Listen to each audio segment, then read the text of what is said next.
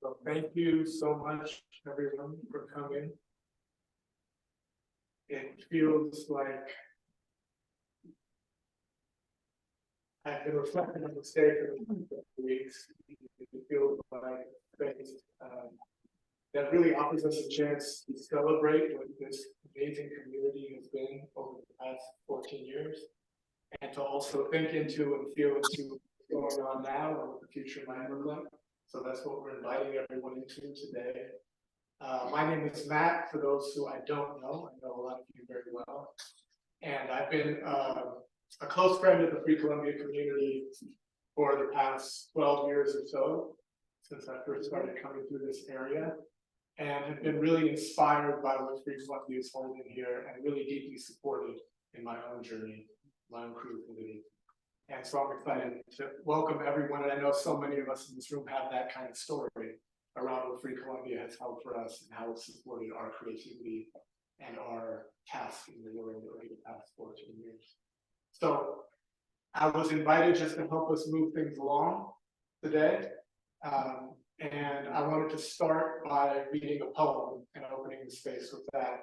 And then we will invite Laura to share and find our way through the process of the day, which will include looking at what Free Columbia has been, what things have already happened, looking at what's going on now, and then together looking at what the future might be calling this community into, with a bit of a visioning process at the end of the afternoon. Cool? All right.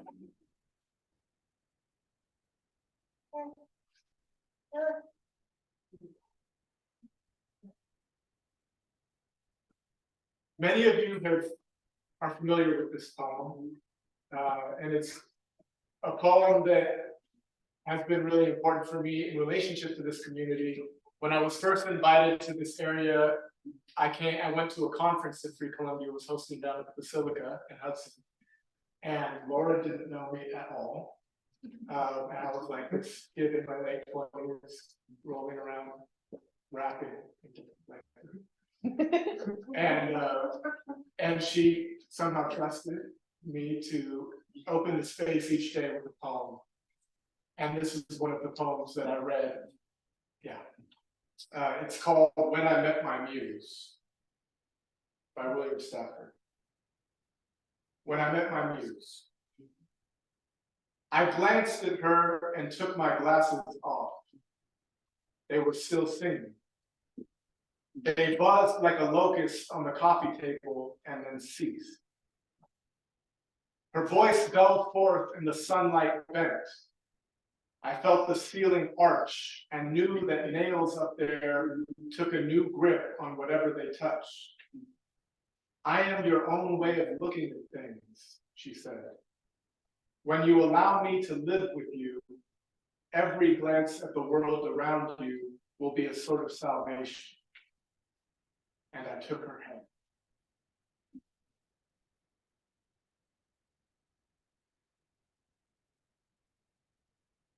So for me, this poem felt appropriate to open the space with. And only in the last couple of days did I really start to reflect into how appropriate this poem feels for Free Columbia's work. Because I think at its core, this has been a space that has really been about supporting people in taking the muse's hand. And that's what I felt ever since the first time I was here. Laura, together with Nathaniel, are both so clearly following their muse and taking their muse's hand, and then looking around them and seeing who else needs some support in being able to follow what's truly calling them. And what are the resources? What are the kinds of conversations? What are the kinds of forums that are needed to make sure people can follow what is their true work in the world? So this idea of taking the muse's hand and creating community to support each other and doing that felt appropriate for what this space has been and for what the future of the space can continue to be. So we want to start the process today with inviting Laura to take us through a little bit of what Free Columbia has been and what the history has been. And then we'll transition from that into the present and then the future. So the last thing I'll just say is that Laura, who you all know, is the co-founder of Free Columbia, is a really amazing painter and amazing artist in her own right.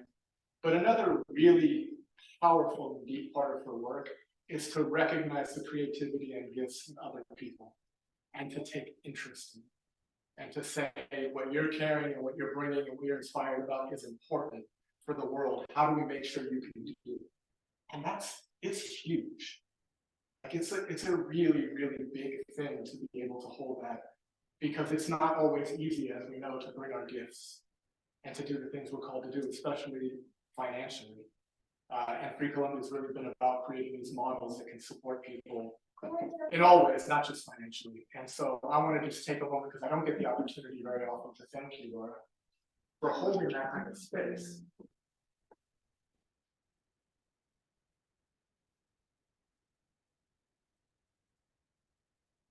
And I think that the way that you hold that kind of space can be an inspiration, and is for me, and a question: how can I also practice that, and how do we create community around taking interest in each other and saying, I want to show up for what it is that you're bringing, to make sure that you're able to bring it. What does the community look like that's built around that idea and that question? So thank you, Laura, and we'll turn it over to you.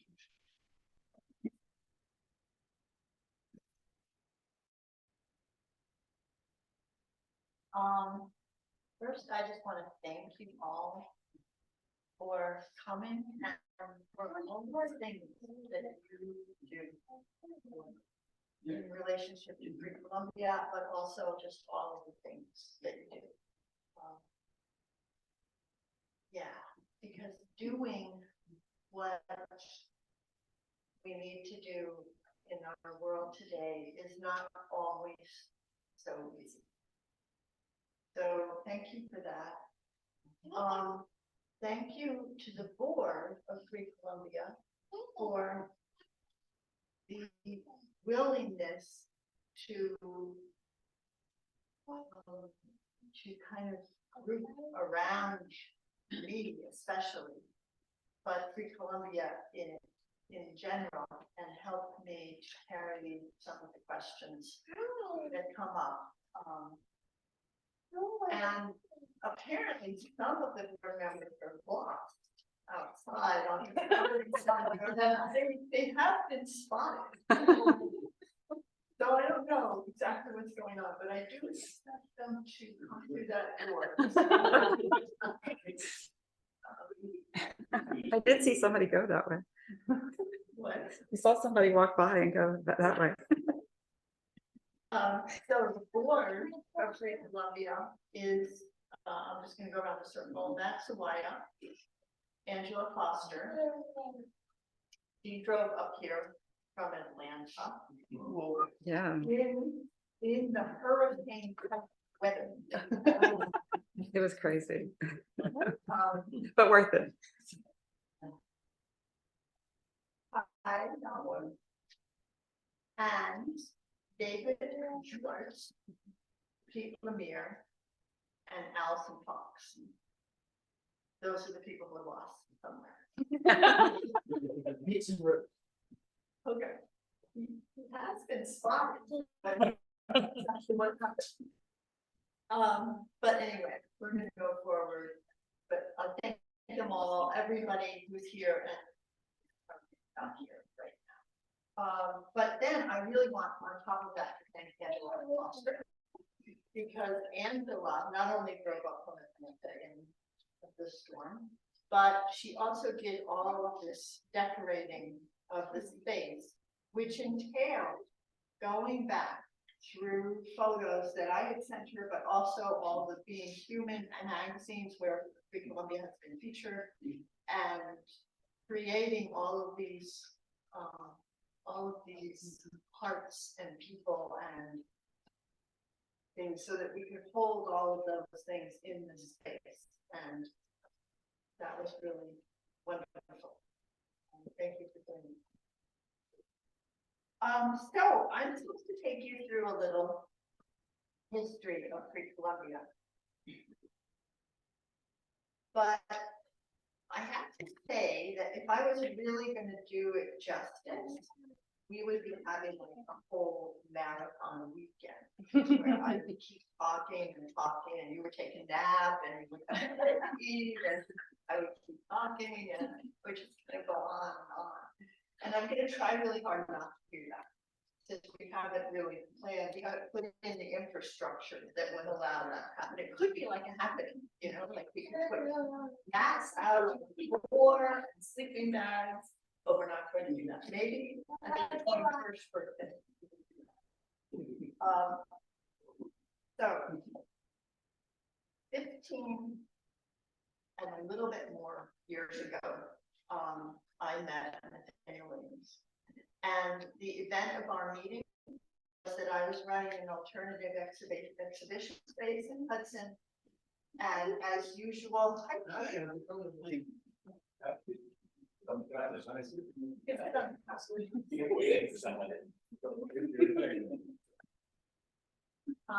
I was running an alternative exhibition space in Hudson, and I was busy, and so when we talked on the phone and said how we're gonna meet, I said, well, I have to sit here all day Sunday, why don't you come and meet me there? And Nathaniel arrived on a Honda Goldwing, which if you're not familiar with motorcycles, I would just say this is a very big motorcycle. And he got off and he took his helmet off and he came into the gallery. And I was, wow, this is a really interesting destiny moment. Nathaniel was 27. I was 54, which if you do the math, like double 27. And we started working together in the gallery. We did some shows together. He seemed like somebody that I could work with. And so I asked him, do you want to start a painting program? And he said, well, he didn't have a job. He wasn't doing anything else. So he said, well, yeah, we could do that, but let's make it a one-year program. Let's not go too far and make it like years. Let's just focus in on a year. I said, okay. And it was a painter at the time, and I was a painter, so we seemed like we should start with painting, with something we knew something about. And we spent a year meeting every Monday over my kitchen table, talking about what that painting program would hold. We had done different kinds of trainings, we worked in different media, so we had to figure out what would we give to someone else. And at some point in that meeting time, we were both, for one thing, we were both studying Rudolf Steiner's ideas about social threefolding. And we were very interested in the realm of free culture. And so Nathaniel looked over at me and he said, well, you know, it should be free. And I said, yeah, it should be free. And so we started planning of how we were going to do that, how we were going to make a program that was financially accessible to everybody, but where we could still eat and carry on our lives. We consulted a lot of social threefolding people in the anthroposophical world. All of them, except one, said, no, don't do it. It won't work. Wasn't the answer we wanted to hear. But then we consulted Gary Lamb. And Gary made a statement that I think has, you know, sometimes you make these statements, you don't really know what they're going to create in the world. And it has created so much. And he said, if you do that, it will be a deed for the future. So we did it. We started, first year we had 3 students. We figured out how to teach painting. We went on field trips. Last year we had 3 students, different students. We brought poetry into the program because it was so obvious that Nathaniel wasn't a puppeteer. And if we didn't bring it into the program, he was going to be running a poetry program outside of the program, which would be a real problem because he couldn't be in 2 places at once. So we brought the puppetry in.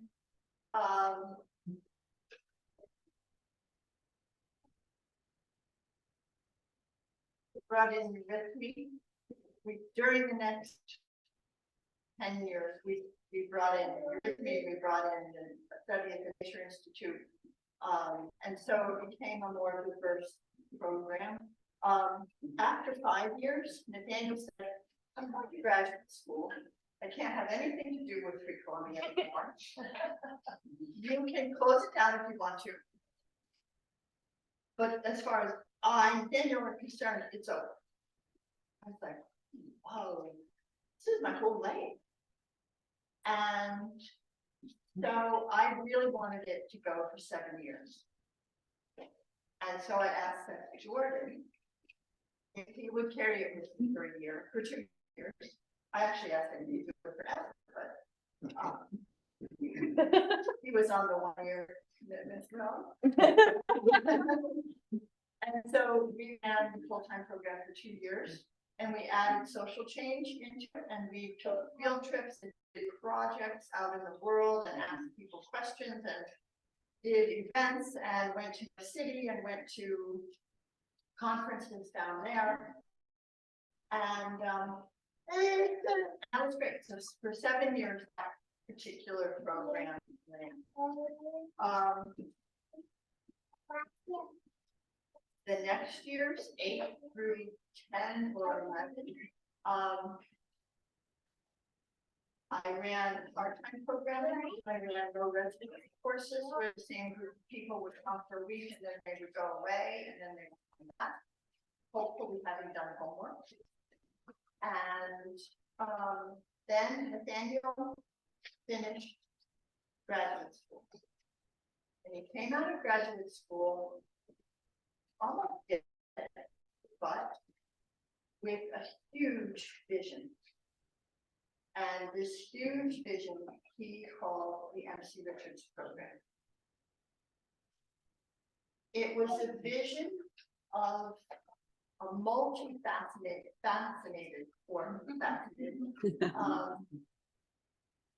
transdisciplinary program for young people that had blocks of different subjects taught by people that Nathaniel pulled in from all over the world.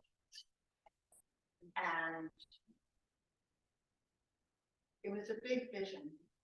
He felt that it would need housing for 20 to 30 or more students. He bought a hotel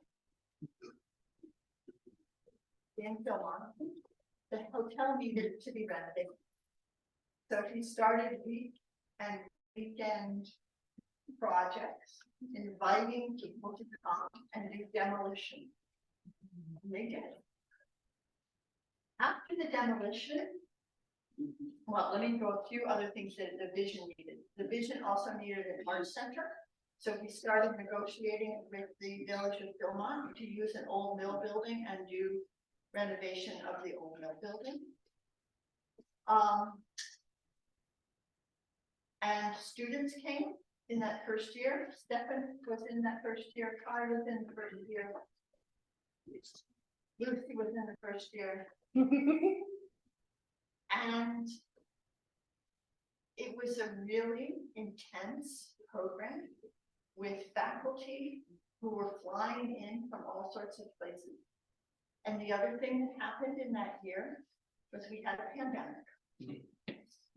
And even though we had a pandemic in the midst of that, which created incredible polarization and stress for everybody, we ran the MC Richards program.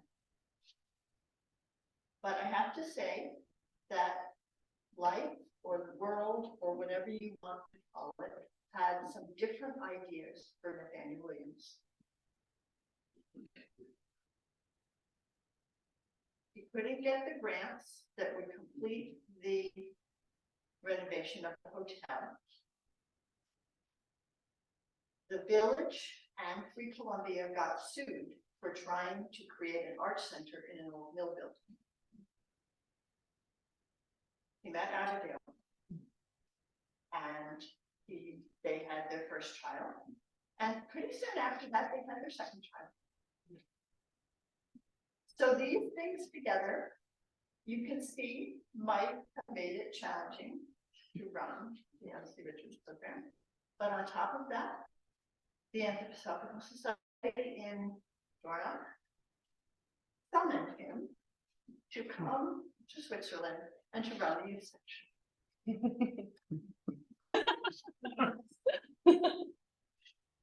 It's the summons that is really hard to turn down. If you are the person being summoned.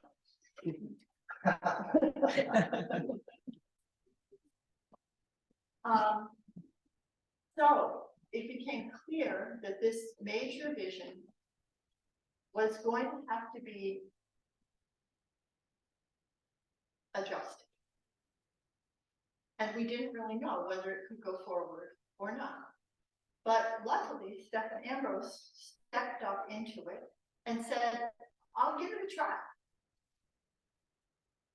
The second year of MC Richards, Stephen worked with Aaron, with Nathaniel, trying to come up with some new visioning around it, and carried that. And the next year, Nathaniel was leaving, and Stephen did, what could I use? Mammoth is quite the right adjective, but stupendous willingness to take it up.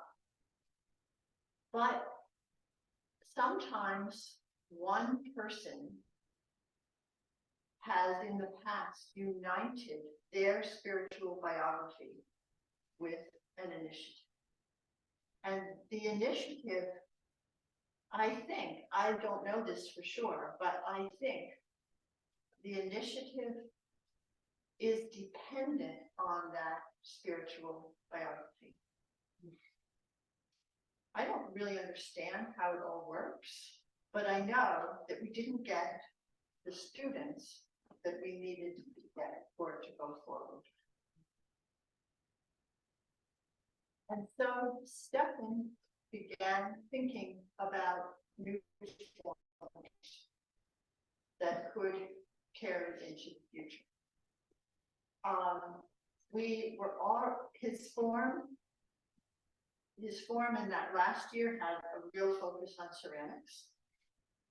And so Mark Roundtree came, who was a ceramicist, to help with that focus on ceramics. And thank you.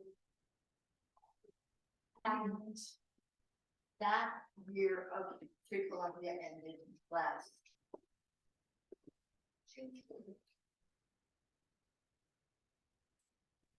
So now we're here. But before we go into current, I'm doing pretty well. I only have 15 minutes. So before we go into current, I just wanted to highlight for a few sentences some of the things that happened within those 14 years, what have now been 14 years. So we did 3 art conferences in Hudson at the Basilica. We transformed the Basilica, which you know is huge industrial building. We did 3 what we called convergences, where we invited artists from all over the place to come here at Philmont and to work for a week and share together what they were working on. We've done 20 art dispersals, which is where we put original artwork up by professional artists, and we invite people to take it and to make a contribution to Free Columbia. This decommodifies the work. They take it away and they have the choice that they can either bring it back, they can pass it along,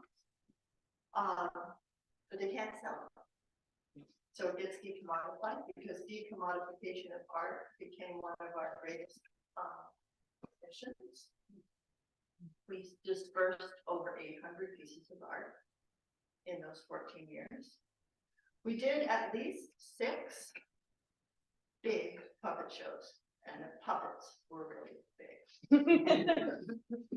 And we toured those to schools, parks, public places.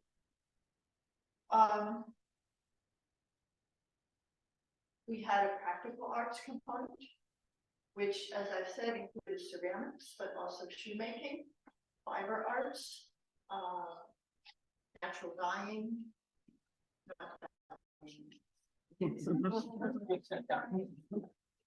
Tool making. Susanna White carried our children's program for many years. We rented the space next to Family Dollar, which is actually the same building as Family Dollar. We rented that space and we ran our children's programs there, as well as other programs. And we did many collaborations with different people. The ones that came to mind as I was walking around and looking at these things that Angela had made for us is the collaborations that I did with Samsa Pirtola, who is a video artist in Finland. The first collaboration that we did, which we performed at one of the convergences, was on collaboration. Because you may think you know what collaboration is, but you can learn a lot more about it. What actually is passing between one person and another? Give it to you, you give it to me, to you, you give it to me. What happens to that substance that goes back and forth? And for those of you who were there, you may remember the kind of insane performance that we did with the outer net in the middle, with the players on either side who had rockets in their hands, but no ball. They served the lack of a ball across the net, and there was a referee up on a ladder watching over what was happening.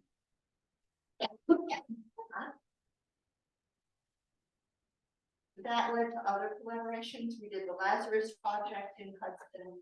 We did a collaboration on Blue during the pandemic when Samsa could not come here. We did a project on Angels also when he could not come here.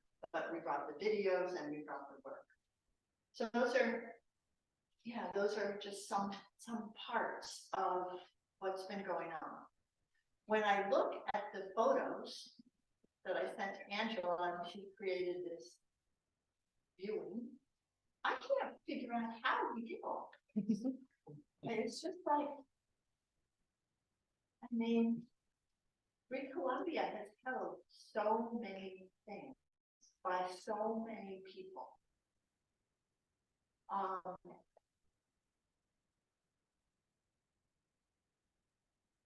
Yeah, maybe I can just say one thing which will move us into what we're doing currently. But I think one of the things that was really striking to me is the thing that we have in the back of the property called the wood-fired kiln. And Mark and Stefan and various of our students built it. And you may think, okay, that's a nice thing. I don't really know anything about it, but you know, wood-fired kiln, that's cool. It's not cool. Anything but cool. But when I first was there while it was being fired and standing next to it, had this experience of kind of elemental reality that I had never had before. Because it's really, really warm. And you stand next to it and you're super warm. And the first day that I was there during it was the first time that they fired it. And it was about 90 degrees outside. So it's hot, right? But you go stand by the kiln. And it's much, much warmer outside. And then you have this experience when you walk away from the kiln into the 90-degree day, that it's cold. It was really striking to me. So now we are going to tell you about things that are happening currently in Free Columbia. Just hang on, because you'll be happy to know there's music happening here. You only have to hear me talk for another minute, and then you get your Mark talk, and then hear Matt talk, but maybe not only talk. Then you get to hear someone talk, but maybe not only talk. Yeah, kind of like that. So the thing that I'm doing most with most of my time currently is teaching online courses. I also teach in-person courses. Everybody wants to know, well, do you still teach in-person courses? Yeah, relax. I do. But it's kind of an amazing thing that's happened since the pandemic, because I couldn't travel during the pandemic. And so the people that I was going to be traveling to said, well, why don't you teach online? Teach painting online? How's that?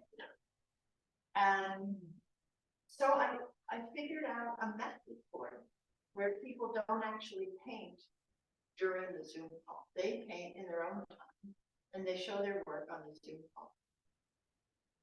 I had no idea how popular this was going to be or how far-reaching it was going to be. So I'm getting ready to teach classes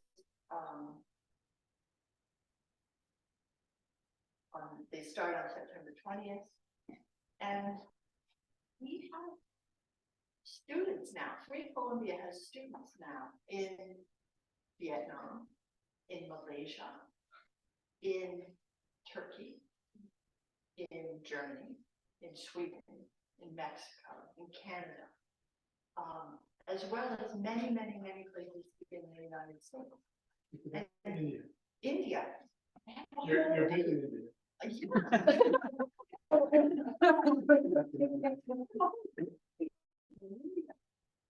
And Ukraine. Yes, and she just signed up to come to classes on the 20th. And all of these people from all of these places come together on a Zoom call, and you see them in little boxes. And they all get to know each other. They all do the same exercises at home, and they all bring them, and they all hopefully learn how to screen share. And they look at each other's work. They comment on each other's work. And they get to know each other. Because personal things come out, you know, somebody's mother is sick, or somebody's having a baby, or whatever it is. And then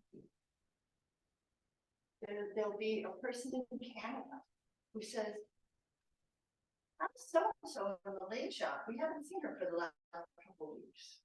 And this is a very, to me, very unusual experience of community. That's what I'm doing. Mark, what's happening with things? I just want to say thank you for I just yeah, but I started here just to give you an idea of my relationship with Free Columbia. I was asked by Daniel initially to teach a single block, which that block started with a King on my back porch, which then inspired one of my friends who was a singer-songwriter to write a song called Potter's Village. He sat there and saw us filing, and it was ridiculous at the same time. So yeah, that was, you know, just a single block. Then Steph invited me to be a collaborator and a full-time staff member at the MC Richards program. That's ended.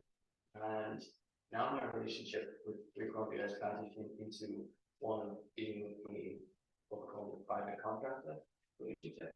And the reason why I bring those three relationships up is I think the flexibility and Laura's ability to kind of shift and be a fellow traveler as on the ground conditions change, I think is really, really important and a really positive part of the way in which Laura engages with creative people, and allowing that just to shift and not being rigid, but actually kind of go with it and moving forward. So thank you for that. So yeah, so right now, that relationship is changing, and as a private contractor, I get to kind of vision and imagine what is going to happen with ceramics at Free Columbia. Something that I'm very interested in and engage with is outreach. Outreach to existing institutions that are in Philmont, that are in Hudson, engaging with Hawthorne Valley, just to bring as many people as possible to the studio and really get as many people engaging with clay and of course the entire process.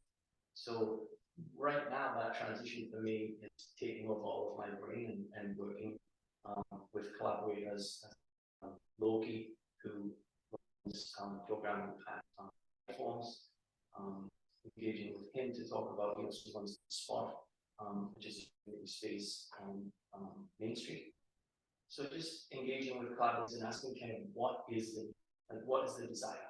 So if you guys have any ideas about what you want to do with clay, you can talk to me. You can certainly work on those. So I think for me, my elevator pitch is that I really am just kind of letting everyone come and speak to what their desire is for ceramics at Great Columbia, and just working in collaboration with those people to develop and fill that need. But you know, so I guess the one thing I am doing right now is community classes. That's something that we're doing on Wednesday evenings and Friday evenings. That's an 8-week block. So you guys are more than welcome to come to the next block. We're going to be starting in mid-October. That ends, that's 6 weeks of studio time, and then we do a couple of weeks of biscuit and glazing, and then you guys get to buy a week. So that's all part of that experience. So that's something that's like on the calendar right now. Thanks. So right now, Stefan is on a bit of pause in Columbia, but I heard really exciting about it. What I heard, tell me if it's true, in this very public way. Can't wait to hear. Yeah. I heard that you are taking over the ceramic studio at Trifon. And having worked myself at Trifon for 15 years, I have a lot of warm about it, but also awareness of what a big deal that is. You know, it's not something that's like you just kind of do on after lunch or something occasionally. I mean, it's a big deal and it's really wonderful work. So do you want to say anything about that? Yeah, well, I'm just really excited. I've been there for now like 2 weeks, kind of getting to know their community and meeting the students and the staff. And it's like, you know, for me personally, I have this will to kind of serve people, and sometimes I'm not thinking about myself as much as maybe I should. And then it's so wonderful to be in a scenario where the students are. Like I was playing baseball with one of the students, and this young man I ran up to his base, and he kind of put his arm around us and said, "Hey, Stefan, I want you to know that you need to go to that base." And like that could just be another moment. And I just like looked at this guy, this young guy, and said, "Oh, thank you." Like it was just something so wonderful about it. And yeah, so I've been in class this week, and the students come in every morning, and are just like so sweetly, kind of like lovingly with me. And I feel like I get to give something to them. I get to also grow in my knowledge and experience, but also I kind of get to receive their love in a way, which is just really, is actually really special. Yeah. So thank you for offering for me to say that. It's really new. It's really something quite new, and I'm excited also for those students to be able to experience pre-funk. I think there's a real opportunity there for them to be able to leave their world there and to experience other things, and I think those things will come. Thank you. I also just got accepted as a research fellow at the Nature Institute. Another thing I'm really excited about. There's also a kind of celebration after this, if anyone doesn't know that. I think their 25th year anniversary or something along those Yeah, the Nature Institute is celebrating 25 years, and we actually moved the time of this celebration for all of you who just want to celebrate all day. Here, I also couldn't dinner because there wasn't gonna be any dinner over there, so dinner here and then go over there to their celebration. Right, let's move in a little more towards music. Can you go briefly? Yeah, thank you, Laura. Definitely. I just wanted to share with those who don't know the space very well, but also the physical space itself has really evolved to support whatever comes into the space and whatever. I mean, that's kind of the way that this whole community has been held, is like, who's inspired about something, what are they bringing, and how do we create a space where they can do their thing. And so these paintings you see behind you here our friend Jason, who comes and does some painting in the studio, and that the space becomes a place for him to work. Lily's been doing some work in here as well, right? She had a little area set up there where she was painting and and the entire downstairs area has been transformed into this really beautiful pottery studio. Hey, Elise. Greetings. Greetings, welcome. Come in, there's this here.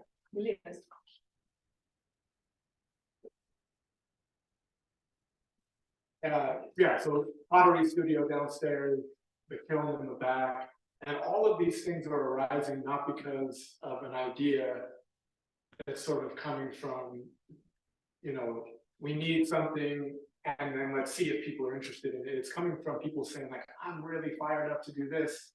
Cool, how do we have a conversation and see what you need to be able to do it? And I guess I keep pointing that out because I think it's a really unique way to work.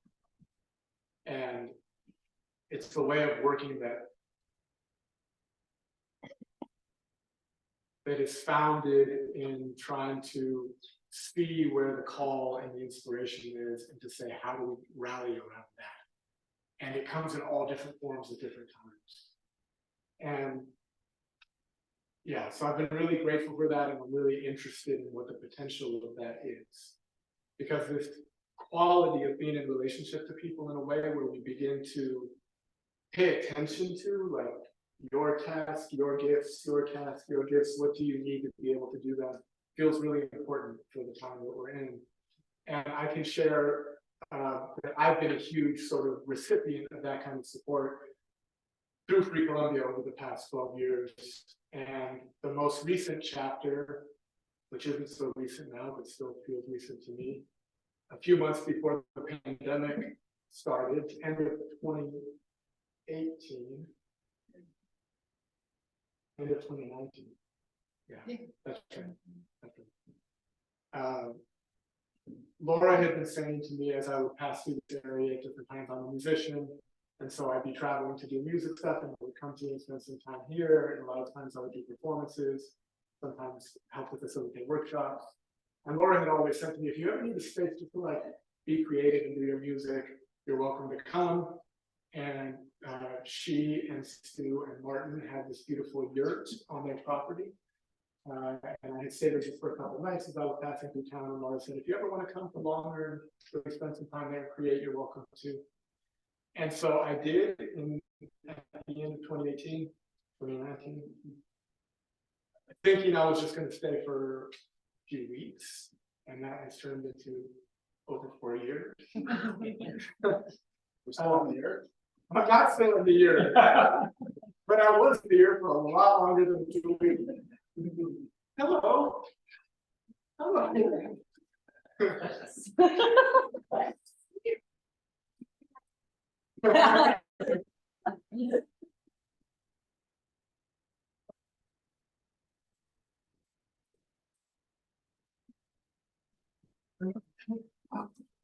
Welcome, Irene and puppies.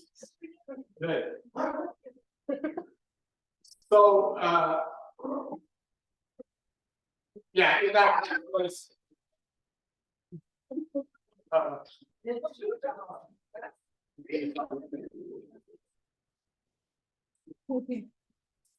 They're old friends.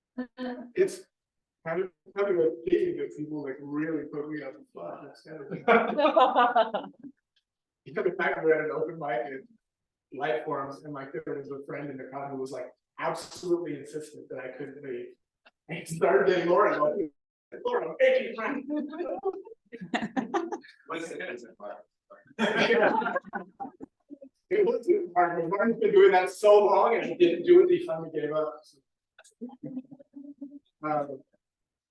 I can share something, but to be really honest, the piece that I thought I could share, I just like did not have an opportunity to work with, so I might not make it. Like I haven't done it since in years because I haven't been doing this kind of thing. But I can share something that came to mind in relationship to Free Columbia's work. And we'll see what it does if I don't get through it. Then that is what it is.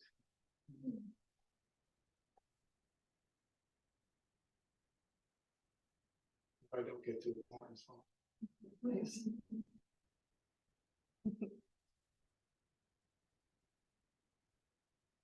There's something new that was just born in me.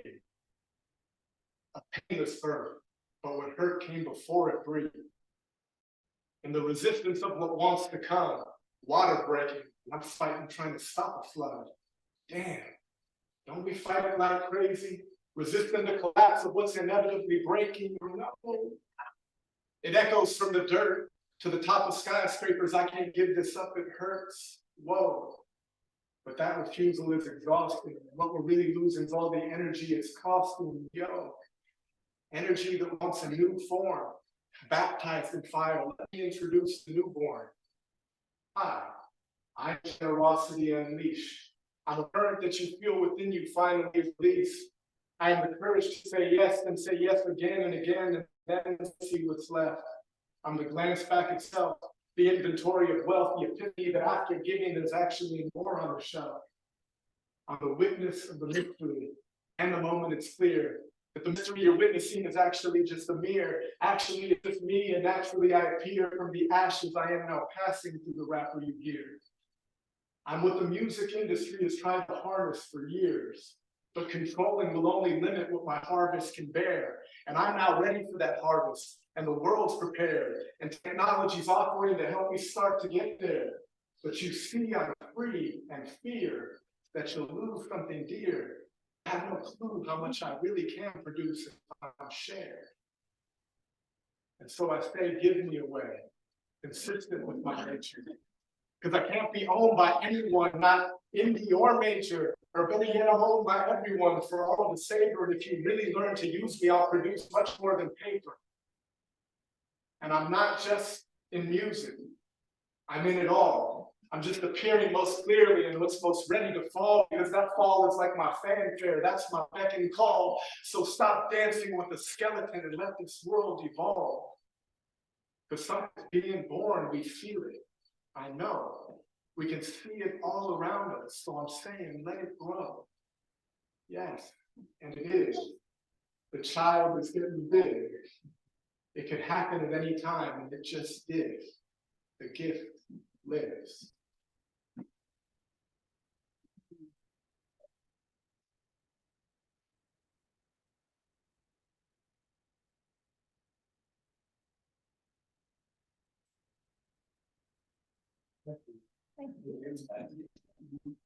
I just realized right towards the end of that, the significance in terms of the child growing up and this 14-year-old that Free Columbia has now become.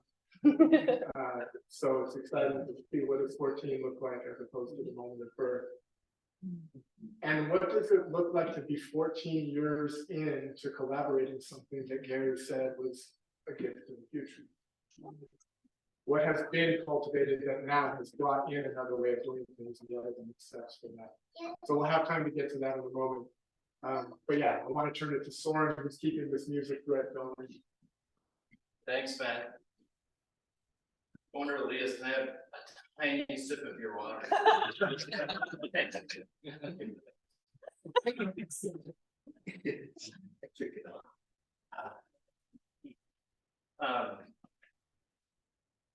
I'm glad they insisted. That was very, very cool to hear. one of the reasons I'm here, you know, to be around inspiring figures like Matt and Laura and everybody else that's been involved. I met Free Columbia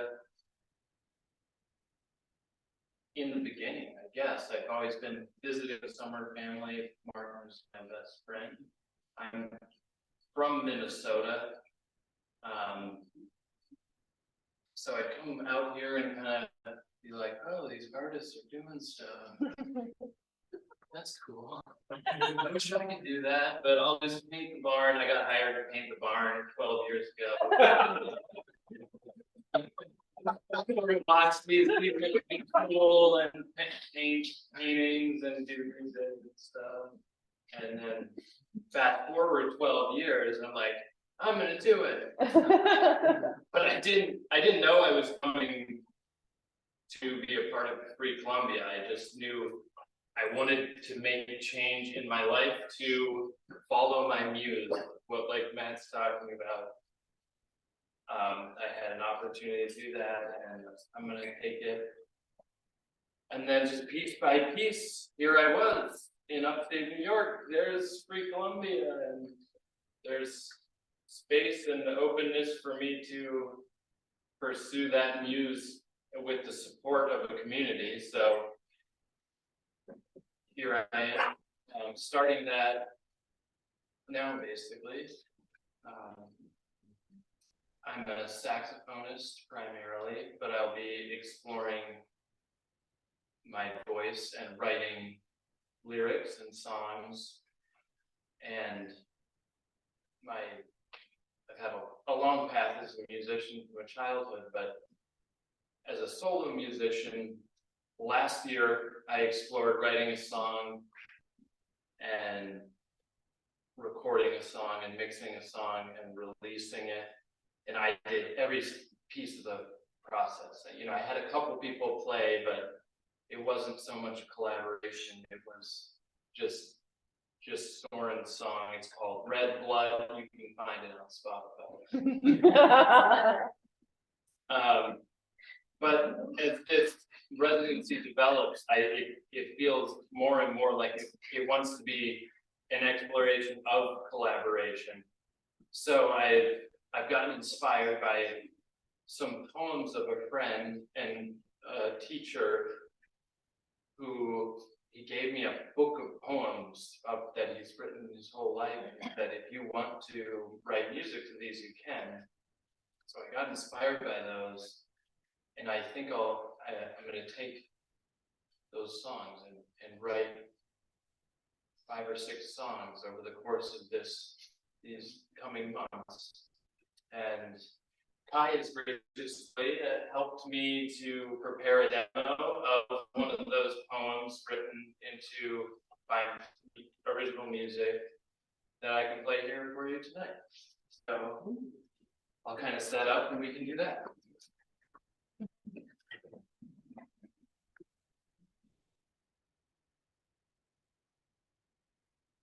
I'll take another sip of Elias water.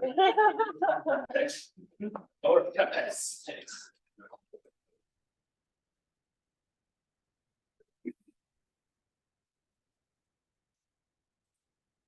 Thank you.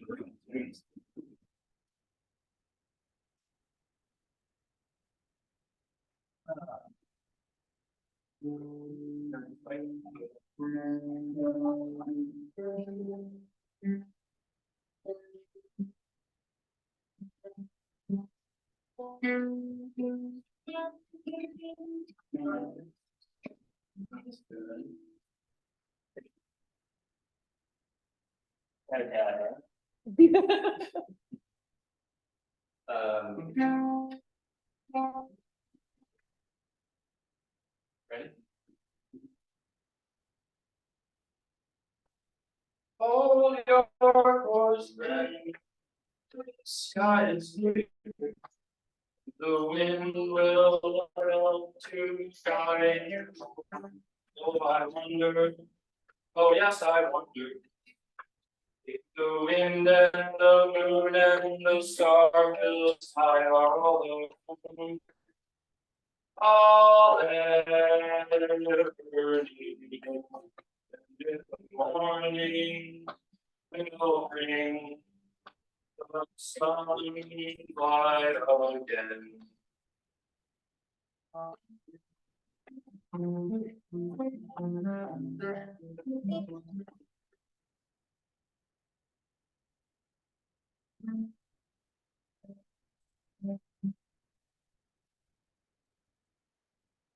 Some sunlight comes off the rolling wave that act like you and force me to listen to the winds howl and burn.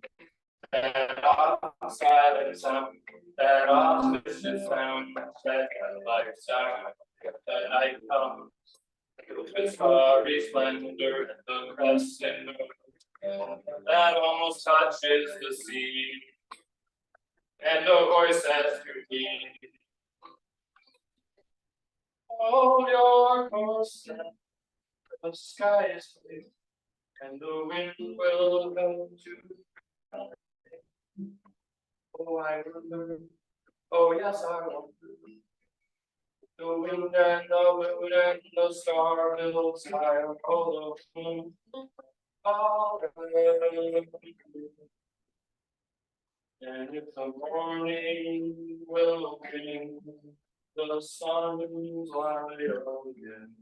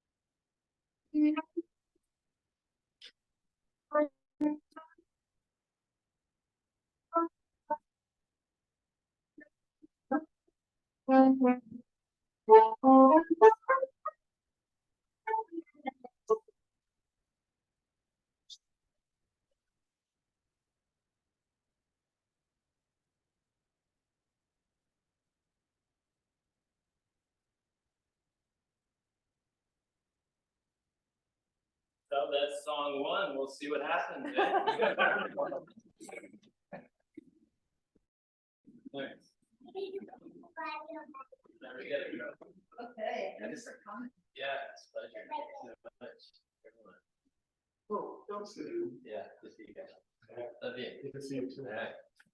Bye, man.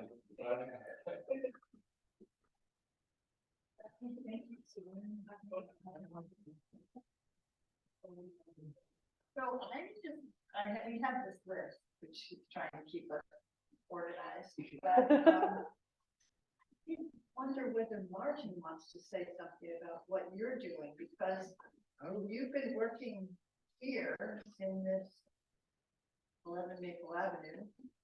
So for the past year, and maybe just quickly, and let people know what it is you're doing. Well, I did intend to pay attention.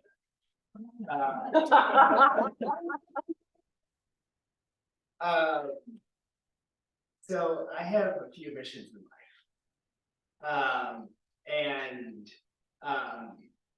Before I say any more, I'll say I am not a Trump supporter. But one of my missions is to make partner dancing great again. And another one of my missions is to make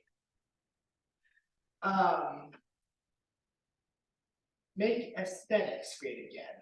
But at the moment that has to do with it's more making aesthetics have a living relationship to life. So that what we feel like is our, our missions, that is reflected and supported by the spaces we live in. And so I've had a few different, I've been working as a table maker and building some tiny houses over the years. And I started feeling a couple of years ago that this was good work, but it wasn't having the impact I felt like was needed in the world. Doing one-offs. And so I started having the question of like, well, if it wasn't having the impact, what impact was needed? And there's a few different things that my artistic work has been about and my life. And one of them is connecting people consciously with nature. Having experiences of a Goethean nature, you could say, where you can really tell what's going on in nature. And I felt like this, even the outdoors culture wasn't so much about that. It would be well, let's get out and feel great and party in nature. I was like, yeah, that's cool. But do we actually, can we tell what's going on out there more, or is it just a nice backdrop? So I did a trip, which I'm about to do again in 2 days, up to Maine in an interest in what was going on in nature and what could help engage our, help people, help myself to engage with nature and with perceiving it. And I started to see this little building everywhere, it's a trailer, tiny house trailer.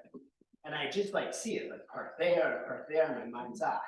And I was like, oh, well, I better go build that thing. So the last year has been mostly around building that. And now I have a lot of interest in what brings people together, and what can allow us to sort of meet the highest in each other. What can allow us to be like, oh, you got something, you can do that. And in architecture, what can make that more accessible? So that I think is what the next building is about, but I need to go to Maine to figure that out. And my other mission with it is to sort of identify in myself these designs that can support this. And then I have a great inspiration, which inspired the eye clinic in India, which is this free eye clinic that makes cataract surgery available to anyone who needs it in India. And their inspiration was McDonald's. And my inspiration is similar. It's the Ford. And they can print out a Ford every 53 seconds. F-150 out of the Ford Bridge factory. I watched them do it. It's pretty amazing. And I don't intend to turn out a tiny house every 53 seconds. But I'm pretty into what they're doing. And this winter I want to do a prototype, move towards, make the designs and move towards seeing whether that's a reality that can happen. It's interesting to think about the DMC Riches program as a 50-student program hasn't happened. And I was kind of like, well, I don't know if my factory will happen, probably not every 53 seconds. But I'm interested in what way it could happen. And so, since I get put on the spot, that's what you get.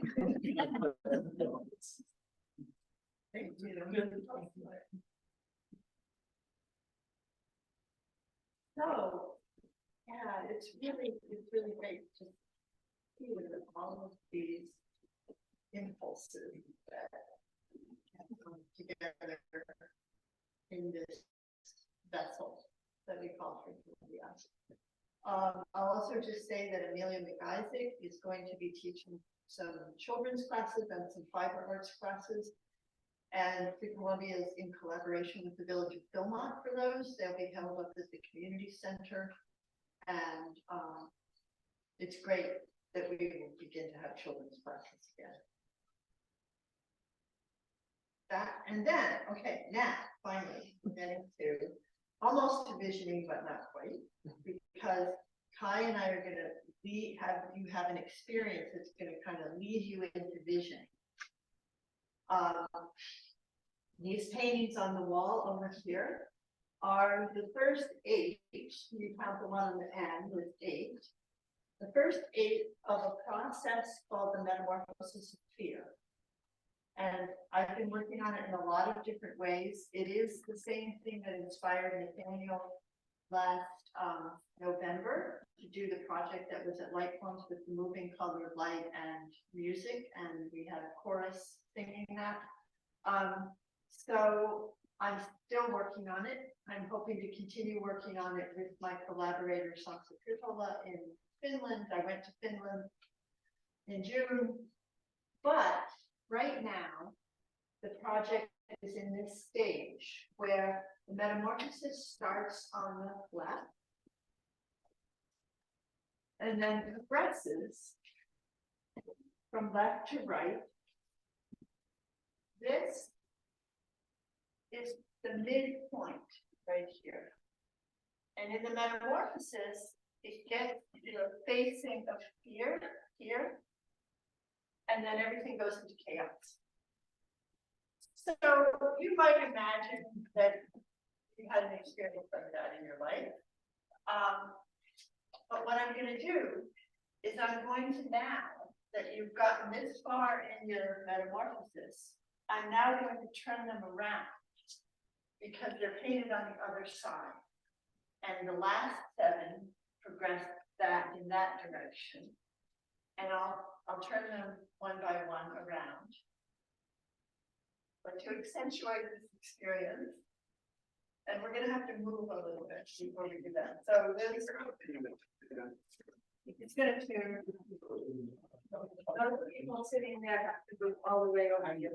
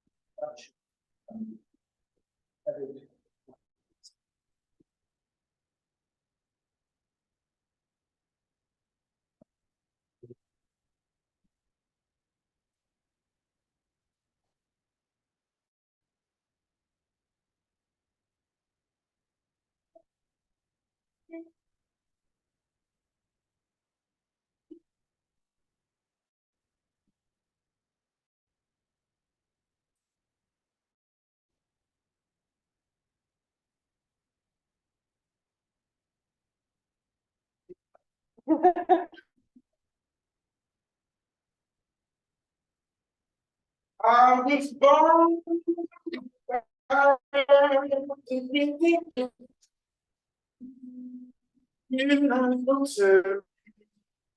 oh, it's like I've been wondering ever since. It's been a long time coming, but I know change gonna come. Oh, yes, it will. It's been too hard living. I'm afraid I don't know what's out there. on the sky. It's been a long time coming, but I think come all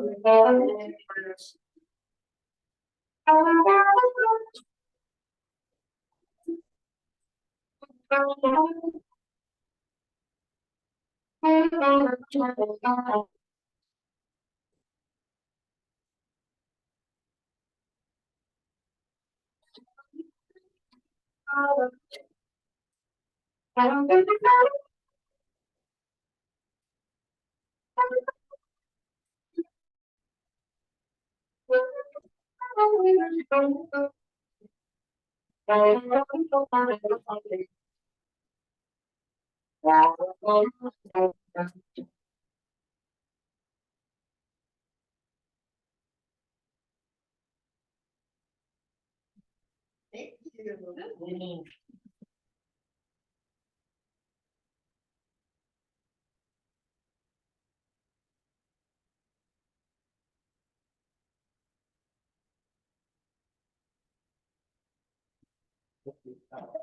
and all right.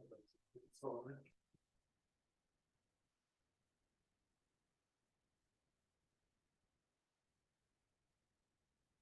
yeah, I feel like saying that is something I think it's a powerful moment of feeling into this idea of art as an experience. And what does that actually do for me? And I'm really, grateful to your work, Laura, and to everyone who's like working with that creative work. Because I can feel the ways that it supports me in my own inner life process.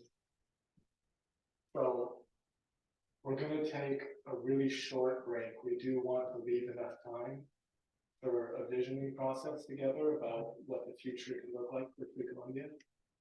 But what I want to invite right now is whoever feels called to, feel free to take a moment and walk through and, experience these for a moment.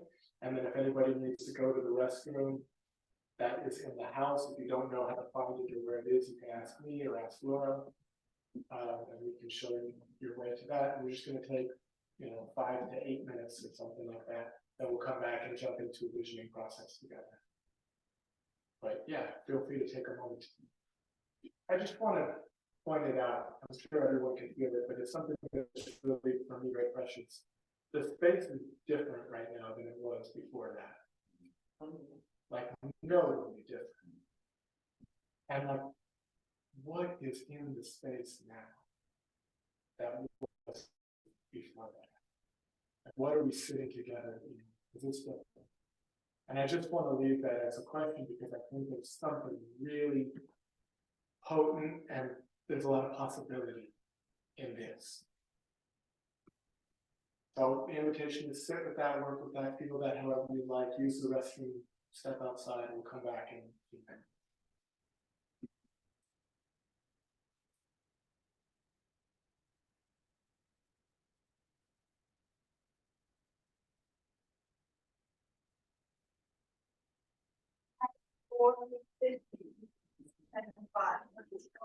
Yeah.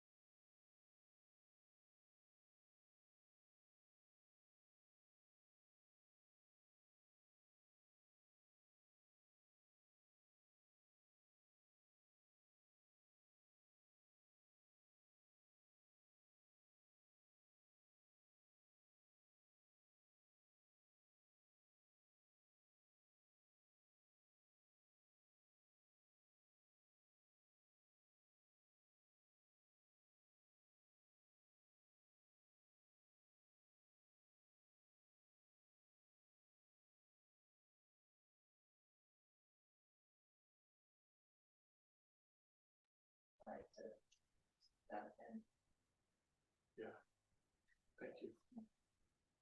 Yeah, for me, that really connects to one of the ways I want to invite us to think as we close this space, which is like the idea that hopefully this space here is like the beginning of more continuing chance to connect.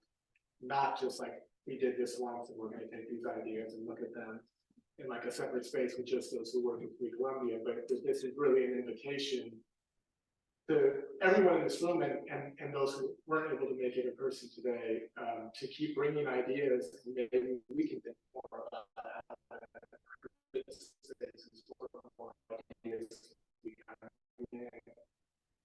And there will definitely be events in connection with the pottery process that will be open to the public. There will be events in connection with the music that's happening. And hopefully those will be spaces where people can engage and we can open up more dialogue about what people want to bring. One more. One more, just for when you think of Philmont and the people in this community, I really miss the weekly potluck that we have. And it was always a time to connect with people that I maybe didn't see through the week. And with the people that are working in Free Columbia. So I really miss those and I wish they would return. September 22nd, we're having. So Laura, if you want to take a moment for those. Can I share one thought as well? I'm feeling shy, but I feel very new to the community of Free Columbia, but I have ties in Hawthorne Valley the past couple of years. Very grateful for that getting to learn this, what I'm calling it. And just to bring up some of the things that this afternoon, brought up for me. This idea of consciousness and intentionality, but then the importance of not, I sort of directly relate to kind of the pinnacle here, like the stuckness.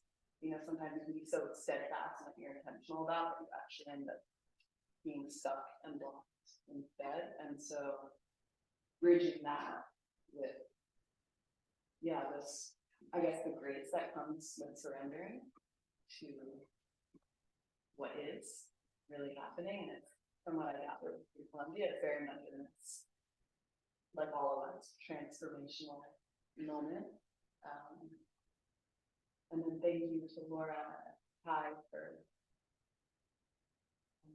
all that, for giving us that experience, because it was so evocative. And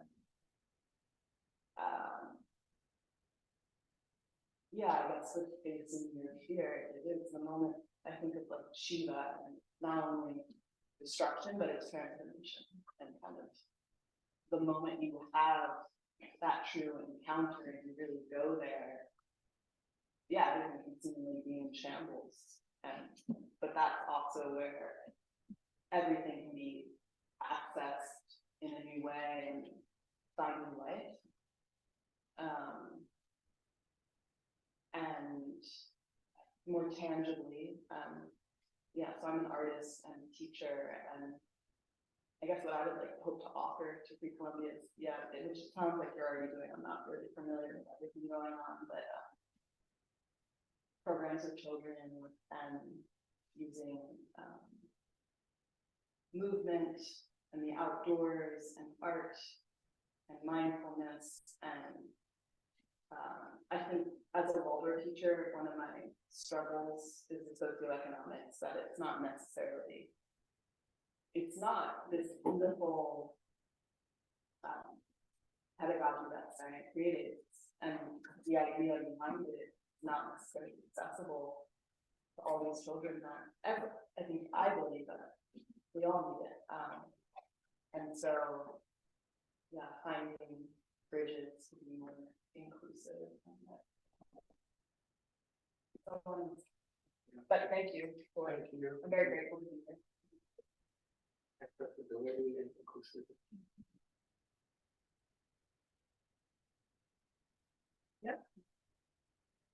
Okay. one really practical thing is that Matt and I, along with Soren and hopefully Kai and maybe a few other people, are doing an evening on what is art, how do you support artists, what are new ways, we'll workshop some of these questions like we did here. We're doing that on the 30th of September at Light One. You'll be an artist person at the same time. So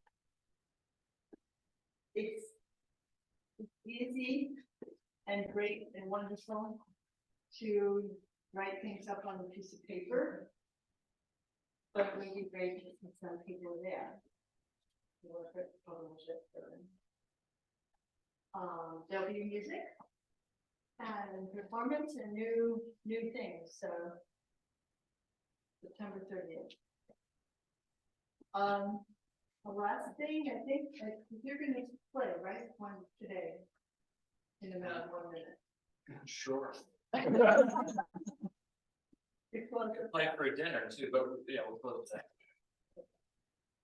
So before that, a long time ago, of course, the beginning somewhere for Columbia, I was in a workshop, I think with Seth and Peter. And you had to write a poem in the workshop.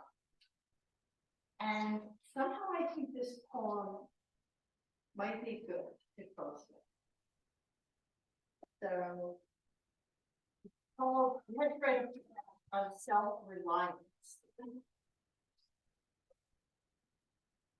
Self, wandering cup, empty, like a cry or wail. What are you made of? Is the substance whole or cracking? And I embrace the crack. And what about the filling? Who authors that? Whose hand scribes the content of this cup? The content, trust. And because of that, the cup.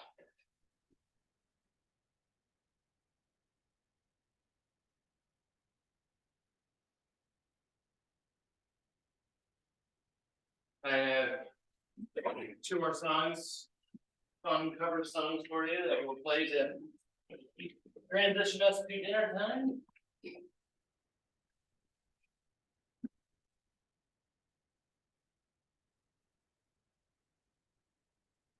Anyone else?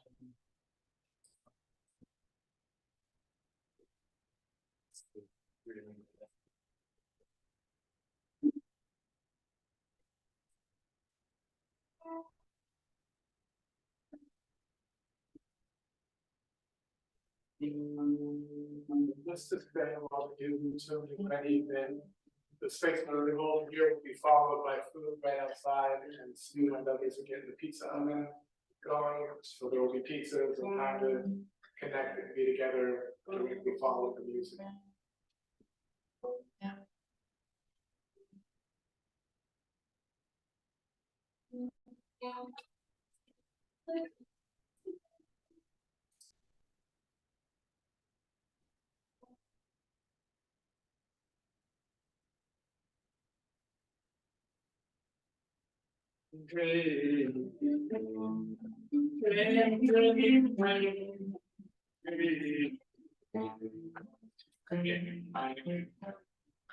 I want you in my arms when I need you, and all your charms whenever I want you.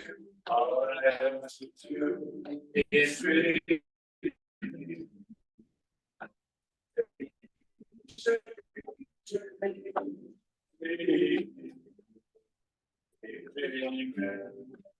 And then can I taste someone anytime I will be only someone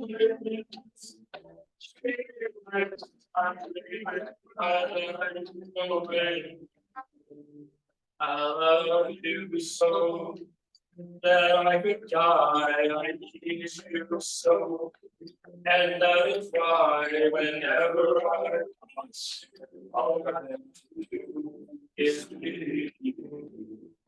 Change me,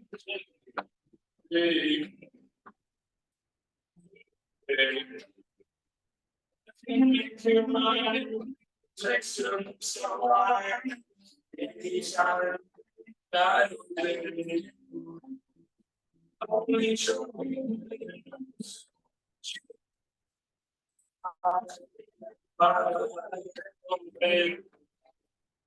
I love you so, and that is why I need you so.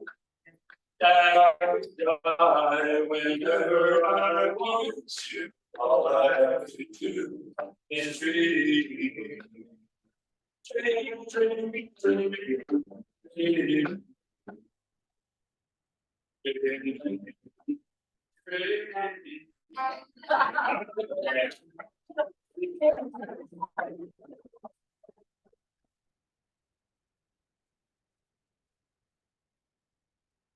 Nice to have some support on that one.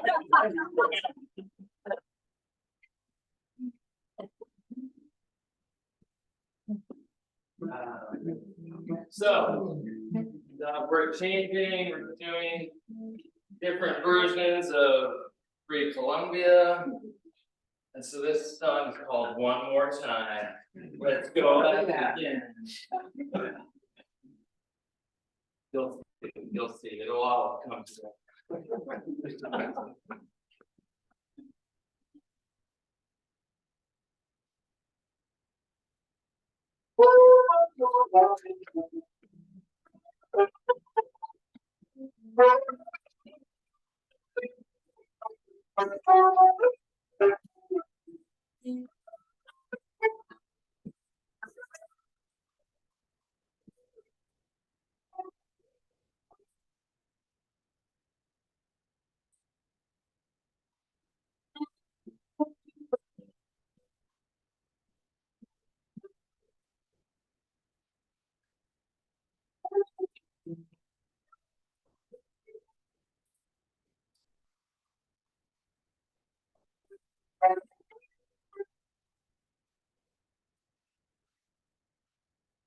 I'm a pretty baby one more time. Just one more time. Let me do the things I used to do. Let me sit down to something to do. One more time. Just one more time. You can call me out, you can call me names if you let me play a part of the game. One more time. Just one more time. You know, it on, make me lazy. Walking all driving me crazy. One more time, just one more time. You can take my down, you can take my head, you have to do it. One more time.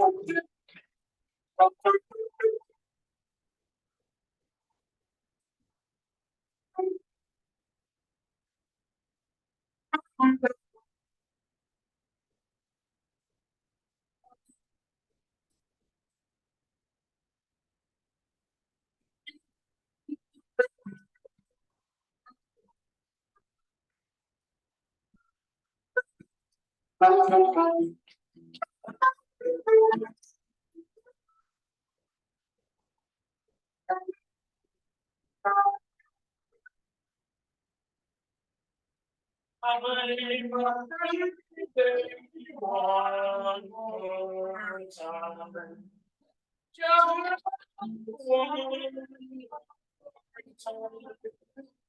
The things that I used to do, let me sit down to something to do one more time.